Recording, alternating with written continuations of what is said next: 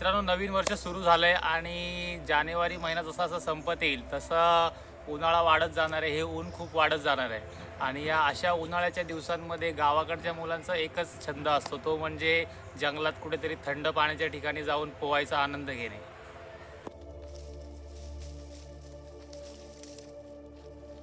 नमस्कार मित्रांनो, माझं नाव सुशील पावसकर आणि मला निसर्गात फिरायला, भटकंती करायला खूप आवडते. निसर्गातल्या वेगवेगळ्या गोष्टी शिकायला, त्यांच्याकडून मिळणारा जो प्रतिसाद असतो तो अनुभवायला मला खूप आवडतो. आता वाजलेत 11:20 आणि दुपारचं ऊन कडाक्याचं सुरू झालं आहे आणि या अशा उन्हाच्या कडाक्यात नदीवर थंडगार पाण्यात पोहण्याची मजा मी अनुभवणार आहे आता.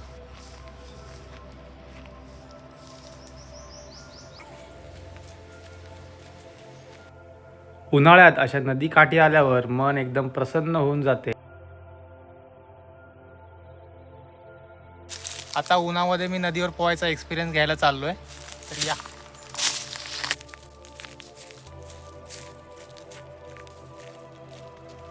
नदीकाठचा हिरवा परिसर व थंडगार पाण्याचा नदीतला स्पर्श हा जाणवल्यावर मन एकदम शांत होऊन जाते.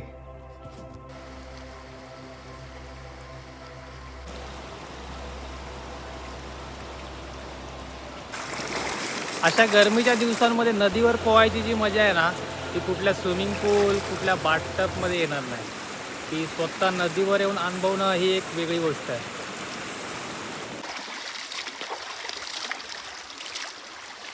उन्हाळ्याच्या दिवसांमध्ये गावाकडच्या मुलांचं हे एकच ठिकाण आहे, अशा थंडगार पाण्याच्या नदीत पोहण्याचा आनंद घेणे हीच उन्हाळ्यातली मजा असते.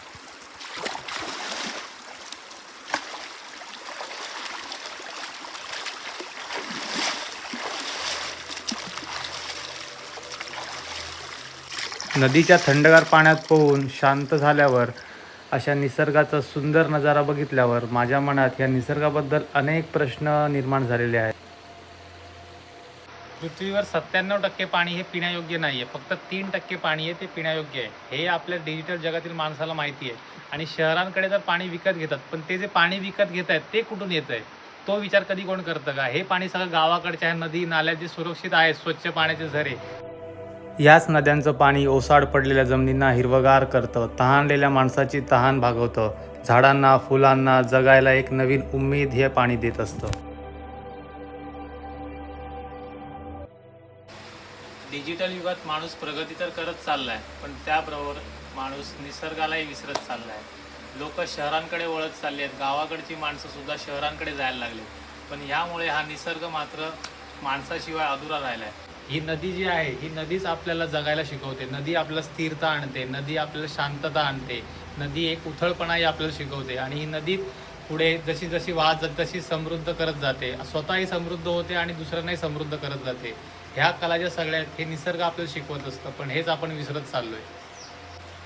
ह्या डिजिटल युगात माणसं तर समृद्ध व्हायला लागलेत, पण त्याचबरोबर आपण स्वतःचा जसा विचार करतो, आपलं घर स्वच्छ राहिलं पाहिजे, आपण स्वच्छ राहिलं पाहिजे, आपला आजूबाजूचा परिसर स्वच्छ ठेवायला बघतो. पण जो आपल्या घरातला कचरा असतो, तो सगळा कचरा आपण आणून शेवटी निसर्गातच टाकतो.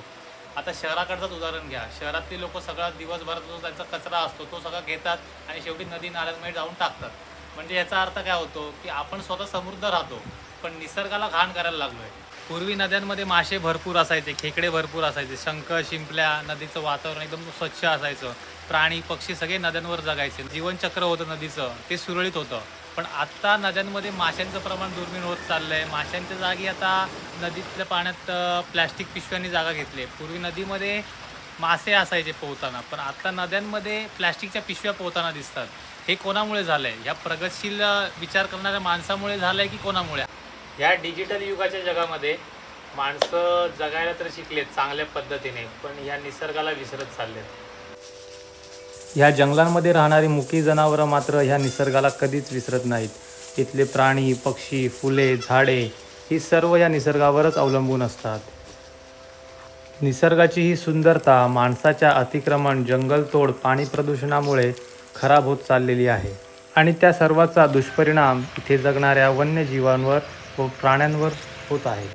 या अशा उष्णतेच्या दिवसांमध्ये कुठेतरी जंगलांमध्ये, नदीमध्ये जाऊन थंड पाण्याच्या झऱ्याखाली बसून जो शांतता भेटते ना, ही शांतता अजून थोडे दिवस आहे. कारण ह्या अतिक्रमणाच्या जगात ह्या नद्या हळूहळू दुर्मिळ होत चाललेल्या आहेत. मित्रांनो, नदीवर पोहण्याचा जो हा एक्सपिरियन्स मी तुमच्याशी शेअर केला आहे आणि बरेचसे मला जे प्रश्न पडले आहेत ह्या निसर्गाबद्दलचे मी जे तुमच्याशी शेअर केलेत, हा जर व्हिडिओ तुम्हाला आवडला असेल तर तुम्ही ह्या व्हिडिओला लाईक करा, माझ्या चॅनलला सबस्क्राईब करा आणि हा व्हिडिओ बऱ्याच लोकांपर्यंत शेअर करा.